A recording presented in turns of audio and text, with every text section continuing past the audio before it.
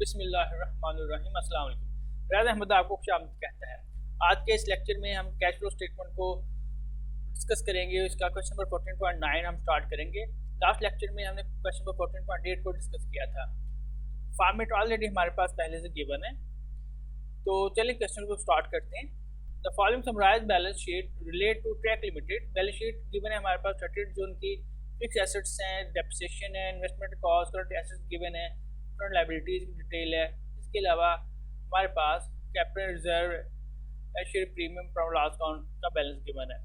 कुछ additional information है कि during the year June 30, 20x1, some fixed assets originally costing 25,000 had been sold for 20,000 cash. वो ये कह रही है कि during the year current year में कुछ एसेट्स जिनकी एक्चुअल कीमत एक्चुअल कॉस्ट 25,000 थी, हमने इनको सेल किया 20,000 में।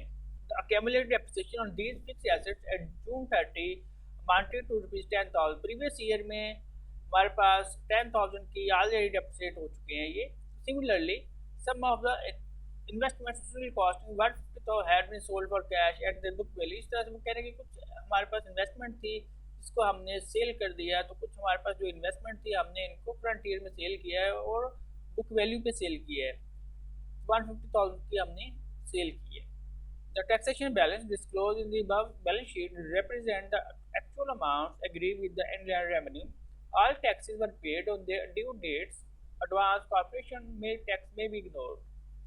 तो कह रहे हैं कि जितने भी टैक्सेस हैं वो हमने ड्यू डेट्स के ऊपर पे किए हैं और मेन चीज़ इसमें यही है। बाकी वो कहते हैं एडवांस अगर किसी का कोई कॉर्पोरेशन टैक्स है तो उसको इग्नोर किया जा सकता है। Number 3, no type dividend was paid during the year 30 June 20x1। वो कहते हैं करंट ईयर में किसी किस्म का कोई टाइम डिविडेंड पेड नहीं किया गया। तो हमारे पास प्रपोज डिविडेंड 150 का प्रीवियस ईयर में, जबकि करंट ईयर में प्रपोज डिविडेंड 130 है। तो पेमेंट की बात इंटरिम डिविडेंड तो पे नहीं किया गया, लेकिन अंडरस्टूड है कि जो प्रपोज डिविडेंड प्रीवियस ईयर किया उसको हमने करंट ईयर में पे किया होगा। तो 150 जो हमने प्रीवियस ईयर का हमारा प्रपोज डिविडेंड है उसको हमने करंट ईयर में 20x1 में पे किया है। During the year 30 June 20x1 the company made a 1/2 right issue of 250 ordinary shares at 120% पर शेयर। तो इसमें प्रीमियम के ऊपर राइट उन्होंने ऑफर किए और हर वो शख्स जिसके पास कंपनी का 2 शेयर्स हैं कंपनी उनको एक नया शेयर ऑफर करेगी। ये इंफॉर्मेशन राइट इशू के हवाले से इसका बाहिर हमारे सामने कोई इस पर इम्पैक्ट नहीं पड़ेगा। जो भी इम्पैक्ट है इन्होंने ऑलरेडी यहाँ पे शो कर लिया है। रिक्वायरमेंट्स की क्या है? Prepare track limited cash flow statement for the year 30 June 20x1 in accordance with the requirements of financial reporting standard 1, लेकिन हम फाइनेंशियल रिपोर्टिंग स्टैंडर्ड 7 को फॉलो करेंगे यूजिंग द इंडायरेक्ट मेथड। तो इंडायरेक्ट मेथड हमारे सामने इसी को हमने कैलकुलेट करना है। सबसे पहले यहाँ पे हमें पता है कि operating activities net profit before taxation को रिकॉर्ड किया जाता है। तो नेट प्रॉफिट बिफोर टैक्स हमारे पास क्वेश्चन में गिवन नहीं है, तो अगर net profit before tax given ना हो तो उसको फिर हम कैलकुलेट करेंगे। कैलकुलेट करने के लिए क्या प्रोसेस होगा, क्या प्रोसीजर होगा? तो वही सेम प्रोसीजर जैसा हम ऑलरेडी पहले डिस्कस कर चुके हैं कि इनकम स्टेटमेंट या कैश जो हमारे पास प्रॉफिट लॉस स्टेटमेंट है उसको हम प्रिपेयर करेंगे। तो उसका फॉर्मेट हम देखते हैं यहाँ पे कि क्या फॉर्मेट है। सबसे पहले अगर हमारे पास नेट प्रॉफिट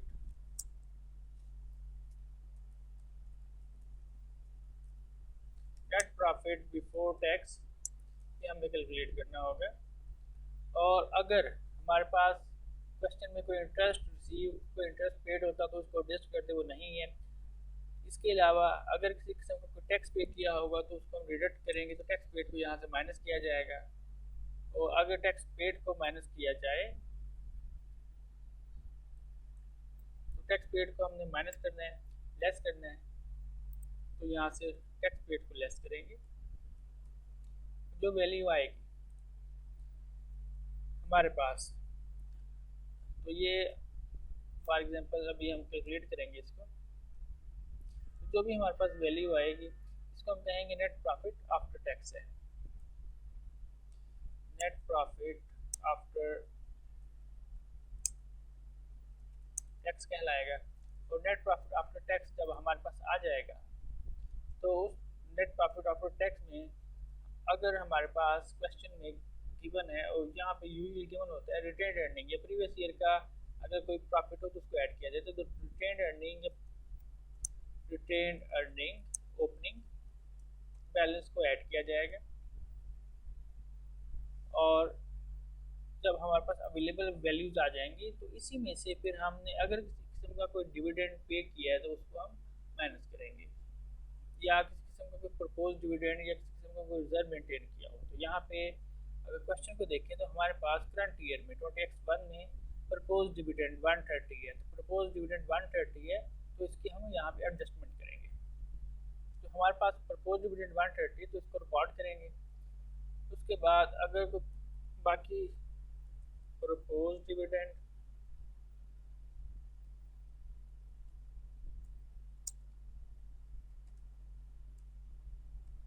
और देन जो वैल्यू आएगी वो हमारे पास रिटेन्ड अर्निंग का क्लोजिंग बैलेंस होगा। तो डाटा गिवन है, हम उसको रिकॉर्ड करते जाते हैं। नेट प्रॉफिट बिफोर टैक्स हमारे पास नहीं, हम इसको कैलकुलेट करना है।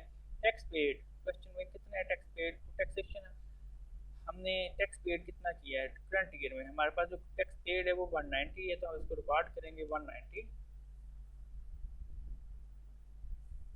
टैक्स पेड है 190 और net profit after tax research calculate हो जाएगा। उसके बाद रिटेन अर्निंग ओपनिंग बैलेंस, तो retain earning profit loss account का ओपनिंग बैलेंस करंट ईयर जो प्रीवियस ईयर है उसका बैलेंस रिकॉर्ड करेंगे, तो वो हमारे पास प्रॉफिट लॉस अकाउंट 670 है। प्रीवियस ईयर का बैलेंस ओपनिंग बैलेंस कहलाएगा, इसको रिकॉर्ड कर लेंगे। और उसके बाद प्रपोज डिविडेंड क्वेश्चन में है, तो प्रपोज डिविडेंड 130 है, हम इसको रिकॉर्ड करेंगे 130। इस तरह से रिटेन अर्निंग क्लोजिंग कैलकुलेट करेंगे, वैल्यू ऑलरेडी उन्होंने बता दी है 530 की वैल्यू आ गई। तो ये बेसिकली हमारे पास रिटेन अर्निंग का क्लोजिंग बैलेंस है।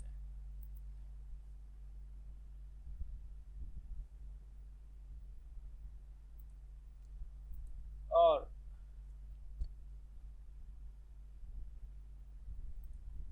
एड टू बैक रूल के तहत अगर चलें तो जो लेस वाले साइन है वो प्लस में चेंज हो जाएंगे, 530 प्लस 130, तो ये बनेंगे हमारे पास 660।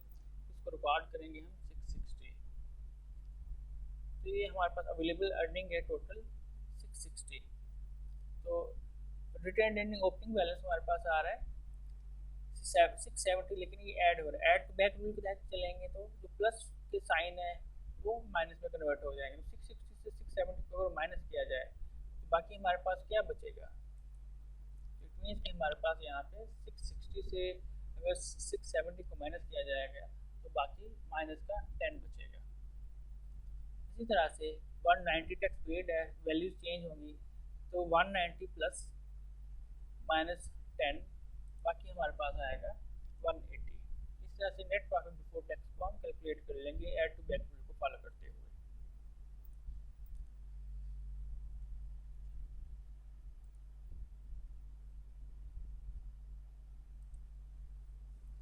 तो जब नेट प्रॉफिट बिफोर टैक्स हमने रिकॉर्ड कर लिया, इसको रिकॉर्ड कर लेंगे यहाँ पे 180। एडजस्टमेंट फॉर डेप्रिसिएशन, तो डेप्रिसिएशन को हमने कैलकुलेट करना है। तो यहाँ पे हमारे पास प्रीवियस ईयर में 200 जबकि करंट ईयर में 300, दोनों का अगर डिफरेंस है तो ये बनता है 100। लेकिन इसके अलावा हमारे पास डेप्रिसिएशन यहाँ पे गिवन है 10,000, तो 10 रिकॉर्ड करेंगे, इसमें टोटल हमारे पास हो जाएगा 110, तो 110 डेप्रिसिएशन टोटल हो जाएगी। कैसे हमने रिकॉर्ड किया है इसको मैं यहाँ पे मेंशन कर देता हूँ कि हमारे पास करंट ईयर की डेप्रिसिएशन माइनस प्रीवियस ईयर की डेप्रिसिएशन प्लस अगर किसी किस्म का हमारे पास एडजस्टमेंट में डेप्रिसिएशन है, तो जो एडजस्टमेंट डेप्रिसिएशन है वो 10,000, ये 10 राउंड फिगर्स यहाँ पे 1000 में जितनी भी फिगर सारी 1000 में फिगर है, तो हम 1000 में इसको रिकॉर्ड करेंगे। प्रॉफिट और लॉस में sale of tangible fixed asset, तो प्रॉफिट और लॉस को कैलकुलेट किया जाएगा।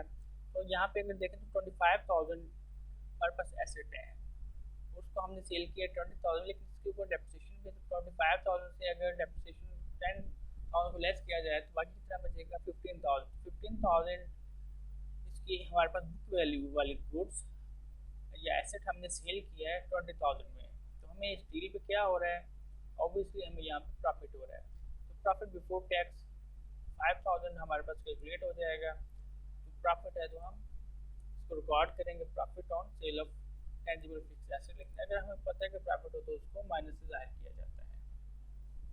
तो उसके बाद हम कैलकुलेशन करेंगे operating cash flow before movement in working capital. तो 180 प्लस 110 माइनस 5 हम कैलकुलेट कर लेते हैं। 180 प्लस 110, 180 प्लस 110 माइनस 5, 285। तो 285, उसके बाद इंक्रीज इन स्टॉक्स 400, 700 डिफरेंस लेंगे तो 300 हमारे पास इंक्रीज होगा। और हमें पता है कि अगर इंक्रीज हो टैक्स हमारे पास एसेट्स के अंदर तो उनको माइनस किया जाता है। इस तरह से डेटर्स हमारे पास 1350 तो डिफरेंस लेंगे 1550, तो डिफरेंस जो आएगा वो 200 का डिफरेंस होगा। इंक्रीज हो रहा है तो इसको भी माइनस करेंगे। उसके बाद लाइबिलिटी साइड पे अगर चलें तो यहाँ पे क्रेडिटर्स हैं 650 के और 790 के। तो प्रीवियस ईयर हमारे पास 650, करंट ईयर में हमारे पास आ रहे हैं 790, तो यहाँ पे भी इंक्रीज हो रहा है। कैलकुलेट करते हैं 790 माइनस 650, तो 140 का इंक्रीज है, और लाइबिलिटी में अगर इंक्रीज हो तो वो प्लस की जाती है। उसके बाद हम करेंगे फिर इनका सम, तो टोटल कर लेते हैं। 300 का हमारे पास माइनस में है, तो 285 माइनस 300 माइनस 200 1 प्लस 140, ये बाकी बचेगा 75, लेकिन माइनस का है 75। उसके बाद टैक्स पेड, टैक्स हमने कितना पे किया है, टैक्स पेड, तो टैक्स पेड हमारे पास है 230।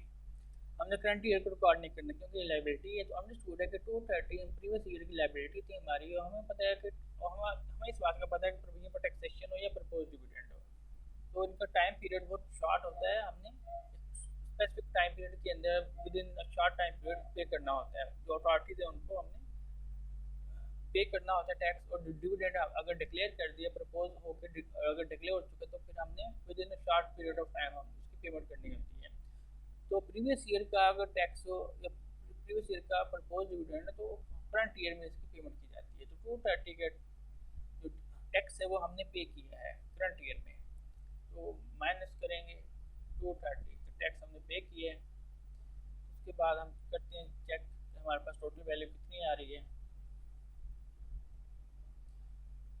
इसमें इंटरेस्ट नहीं है तो इसको हम इग्नोर कर दें। तो -75 प्लस 230, तो ये बनेगा हमारे पास माइनस का 305। Cash flow from investing activities, dividend from joint venture, dividend from associates, तो ऐसा कोई इनकम नहीं है हमारे पास, ना ही इंटरेस्ट रिसीव है।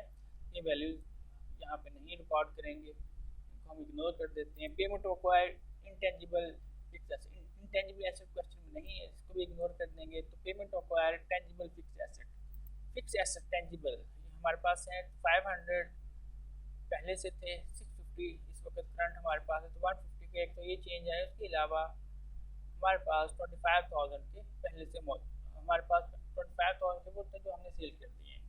तो इट मीन्स के 500 माइनस 650, ये बनेंगे 150, 150 प्लस 25, तो 175 के टोटल इंटेंजिबल एसेट है जो हमने इसके लिए पेमेंट की है। तो कैश हमारा आउटफ्लो होगा, माइनस करेंगे। Receipts from sale of tangible fix asset, तो हमें ये पता है कि हमने सेल किया है और 10,000 में सेल किया है, सॉरी 20,000 में सेल किया है, तो ये कैश रिसीट आएगा हमारे पास 20,000। इसी तरह से इन्वेस्टमेंट भी हमने सेल किया है 150,000 में, तो इसको हम रिकॉर्ड करेंगे रिसीट फ्रॉम, मैं ऊपर लिख रहा हूँ, receipt from sale of investment, investment को सेल किया है 150 में, तो इसको रिकॉर्ड करेंगे हम 150। उसके बाद और कुछ नहीं है, तो देखते हैं नेट कैश यूज़ कितने हैं हमारे पास। 175 ग्रेटर है और 150 और 20, 170 माइनस 175, बाकी बचेगा हमारे पास -5। Cash flow from financing activities, entries में ऑर्डिनरी डिविडेंड पेड हमारे पास प्रपोज डिविडेंड प्रीवियस ईयर का करंट ईयर में पे किया जाता है। तो एक प्रपोज डिविडेंड है हमारे पास 150, उसको रिकॉर्ड करेंगे, पेमेंट किया तो ऑब्वियसली ये माइनस में होगा। प्रेफर्ड डिविडेंड नहीं है कोई तो इसको हम इग्नोर कर देते हैं। तो इस तरह से issue of ordinary share capital है। तो ऑर्डिनरी शेयर कैपिटल आप देखिए हमारे पास 500 प्लस शेयर प्रीमियम तो 650 टोटल हमारे पास शेयर कैपिटल था। उसमें से 950 को अगर माइनस कर दिया जाए तो 650 माइनस 950, तो डिफरेंस आएगा हमारे पास 300 का। तो 300 का डिफरेंस आएगा। हम इशू किया तो अमाउंट आएगी 300 में से 150 को माइनस करने से बाकी बचेगा 150।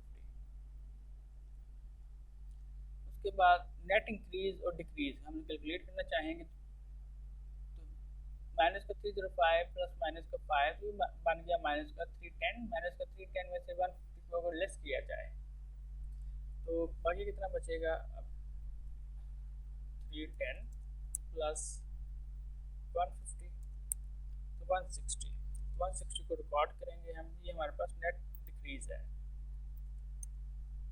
उसके बाद कैश और cash equivalents at beginning of the year. तो देखते हैं हमारे पास कैश और कैश इक्विवेलेंट्स क्या है। Just cash at bank opening है, ओवरड्राफ्ट करंट ईयर में मौजूद नहीं है। तो टोटल ये हमारे पास है 100 प्लस का 160 माइनस 100 प्लस, तो जो डिफरेंस आएगा वो 60 का होगा, लेकिन जो ग्रेटर साइड माइनस की है तो माइनस का 60 बचेगा।